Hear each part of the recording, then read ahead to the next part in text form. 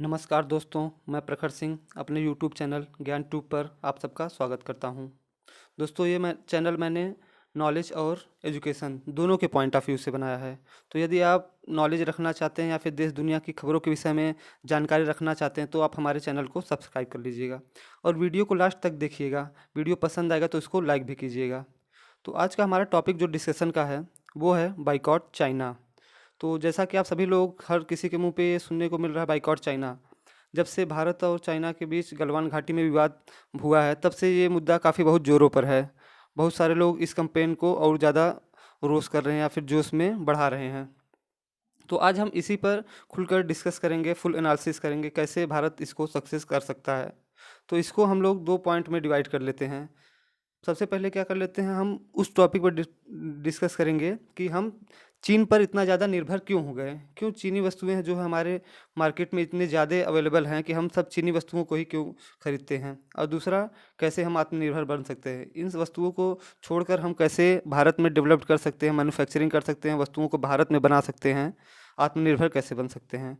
तो बात करें, पहले पॉइंट पर डिस्कस करते हैं। तो चीन आज से अगर बात करें 30 साल पहले की, 1990 से पहले, तो चीन की टेक्नोलॉजी उतनी ज़्यादा डेवलप नहीं थी। वहाँ पर इंफ्रास्ट्रक्चर भी उतना ज़्यादा डेवलप नहीं था। चीन की प्रति व्यक्ति आय भी हमारे देश के प्रति व्यक्ति आय से कम थी, हमारे देश के एक व्यक्ति के। तो बात करें अगर कि कैसे हुआ ये सब, तो चीन के यहाँ जो है मैन्युफैक्चरिंग करने के लिए जो सामान होते हैं, जैसे इलेक्ट्रॉनिक डिवाइसेस हुए, इन सबको जिस एलिमेंट से, जिस पदार्थ से ये सब बने होते हैं, वो सभी संसाधन चीन में बहुत अधिक मात्रा में उपलब्ध थे। चीन ने उन सभी संसाधनों का उपयोग किया और अपने आप को मैन्युफैक्चरिंग सेक्टर में बढ़ाना शुरू किया। धीरे धीरे 10 से 20 सालों में चीन इतना ज़्यादा मैन्युफैक्चरिंग करने लगा, वस्तुओं का इतना ज़्यादा उत्पादन करने लगा कि पूरे दुनिया में चीन मैन्युफैक्चरिंग हब बन गया है।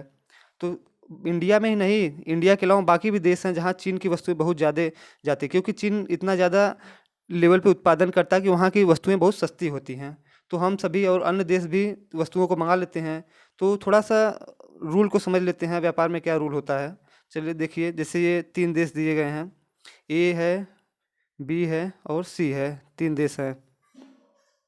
तो ये देश जो है, यहाँ पे हथियार और मोटर गाड़ी, ये सब अच्छे, इन सब का उत्पादन काफ़ी अच्छा होता है, प्रोडक्शन करते हैं, क्योंकि यहाँ के लोग इन सब के नॉलेज अच्छा रखते हैं। और सी दो जो देश है, यहाँ के लोग टेक्नोलॉजी, इलेक्ट्रॉनिक, इन सब के लिए बढ़िया नॉलेज रखते हैं और यहाँ के वर्कर्स अच्छे उपलब्ध हो जाते हैं सस्ते दामों पर। और बी जो देश है, यहाँ पे मसालों का उत्पादन और चावल या मेडिसिन का प्रोडक्शन काफ़ी बहुत ज़्यादा अच्छे मात्रा में होता है, क्योंकि वहाँ के लोगों को इनके विषय में अच्छी जानकारी है। तो ये देश है, मान लीजिए, इसको अगर टेक्नोलॉजी से रिलेटेड कोई वस्तुएं चाहिए तो वो क्या करेगा, अपने देश में बनाएगा तो इसको महंगा पड़ेगा, तो क्या करेगा, सी देश से मंगा लेगा। और इसको मसालों की आवश्यकता पड़ी या चावल या फिर मेडिसिन की आवश्यकता पड़ी तो क्या करेगा, बी देश से मंगा लेगा, क्योंकि अपने देश में उत्पादन करेगा तो महंगा पड़ेगा। वैसे ही बी देश मान लीजिए है, अब बी देश को हथियार चाहिए तो अपने देश में बनाएगा तो महंगा पड़ेगा। इसके यहाँ जो वर्कर्स इतने ज़्यादा स्किल्ड नहीं या फिर इनकी टेक्नोलॉजी नहीं है उतना, तो ये क्या करेंगे, यहाँ से हथियार मंगा लेगा, मोटर गाड़ी यहाँ से मंगा लेगा। और क्या है, बी को अगर आवश्यकता पड़ी टेक्नोलॉजी की तो इस देश से ले लेगा। ऐसे ही ये सर्कल चल, जिस देश में जो वस्तुएं होती है वो दूसरे देशों में निर्यात कर देते हैं और दूसरे देशों में जो वस्तुएं अच्छी होती हैं उनको अपने देश में आयात कर लेते हैं। इस तरीके से चलता था। तो ऐसे ही चीन के यहाँ पे टेक्नोलॉजी अच्छी थी तो हमारे देश के अन्य देश को लेकर वहाँ से टेक्नोलॉजी, और वहाँ पे चीन बहुत बड़े लेवल पे प्रोडक्शन करता था तो वो करते थे। तो थोड़ा एक डेटा देख लेते हैं भारत और चीन के बीच का।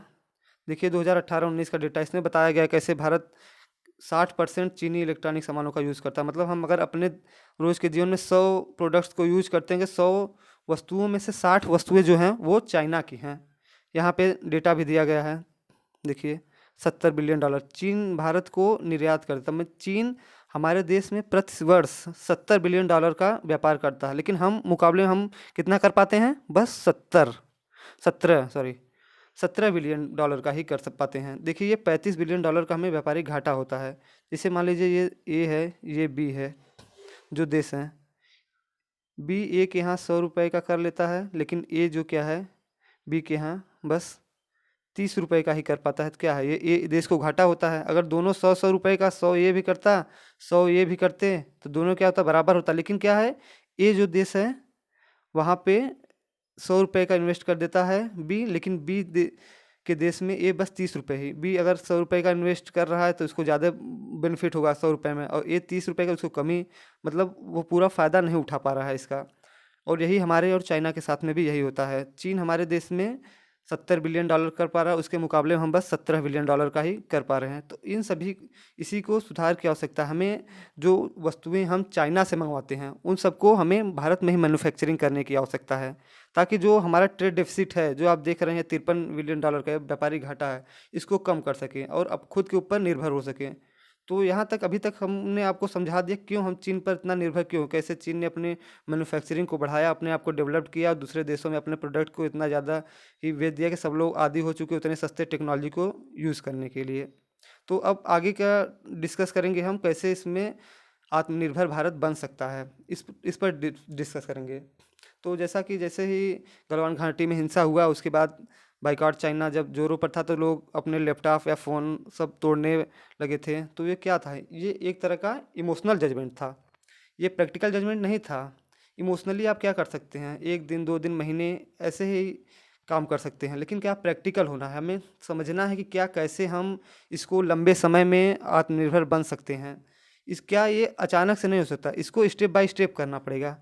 स्टेप बाय स्टेप मतलब सबसे पहले हमें क्या करना पड़ेगा, उन सभी वस्तुओं पर फोकस करना पड़ेगा जो हमारे देश में चीन की बहुत ज़्यादा यूज़ होती हैं, जैसे फ़ोन हो गया, लैपटॉप हो गया, टीवी हो गया।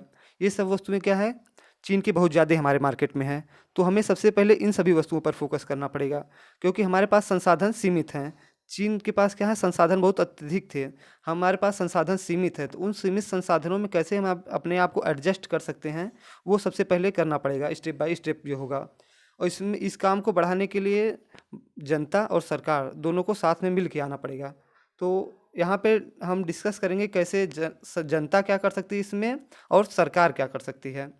तो पब्लिक की बात करें तो पब्लिक को सबसे ज़्यादा तो ये नुकसान होगा यहाँ की, यहाँ पे इनको वस्तुएं महंगी मिलनी पड़ेगी। जैसे कि आप जानते हैं एक मोबाइल फ़ोन है जो कि मिल रहा है, चाइना का है वो 8,000 रुपये में, और जो इंडिया का है ये फ़ोन ये हमको मिल रहा है 10,000 रुपये में। तो आम आदमी क्या करेगा, जिसके पास नहीं वो क्या करेगा, 8,000 का ही फ़ोन करेगा, क्यों 2,000 वो एक्स्ट्रा खर्चा करना चाहेगा। सब यही चाहते हैं कि सस्ते में मिले, लेकिन यही नुकसान, अगर हम चीन की टेक्नोलॉजी को यूज़ नहीं करेंगे तो हमें पहले स्टार्टिंग में यही सामना करना पड़ेगा। तो ये जनता के लिए नुकसान है। अब बात करते हैं कैसे इसको सरकार कैसे मैनेज कर सकती है।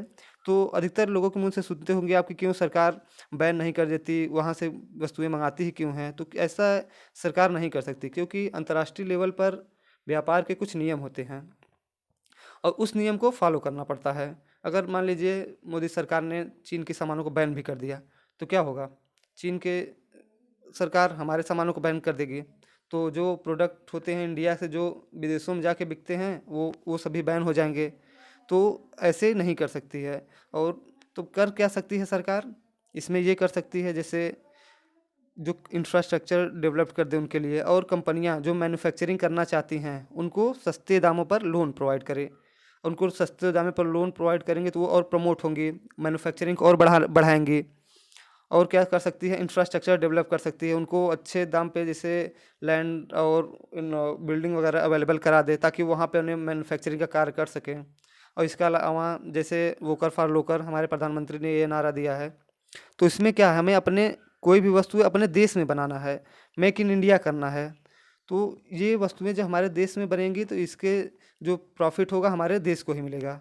इसके अलावा जैसे इस समय सरकार एक जैसे जो भी ई कॉमर्स हैं, फ्लिपकार्ट हो गया, अमेजोन हो गया, इन सभी पे क्या होगा, कंट्री ऑफ ओरिजिन लिखा होना चाहिए। जैसे कोई प्रोडक्ट है तो 2 प्रोडक्ट है, ये चाइना का है, ये इंडिया का है। ये प्रोडक्ट है 800 रुपये का, ये है 1,000 रुपये का। तो नॉर्मली सब 800 रुपये का ही खरीदेंगे, लेकिन अगर मान लीजिए कंट्री ऑफ ओरिजिन लिखा है कि ये चाइना का है, तो जो लोग कैपेबल होंगे या फिर जो लोग समर्थ हैं वो क्या करेंगे, सोचेंगे नहीं 200 रुपये हम ज़्यादा देंगे, लेकिन क्या करेंगे, अपने इंडिया की अर्थव्यवस्था में सहयोग करेंगे।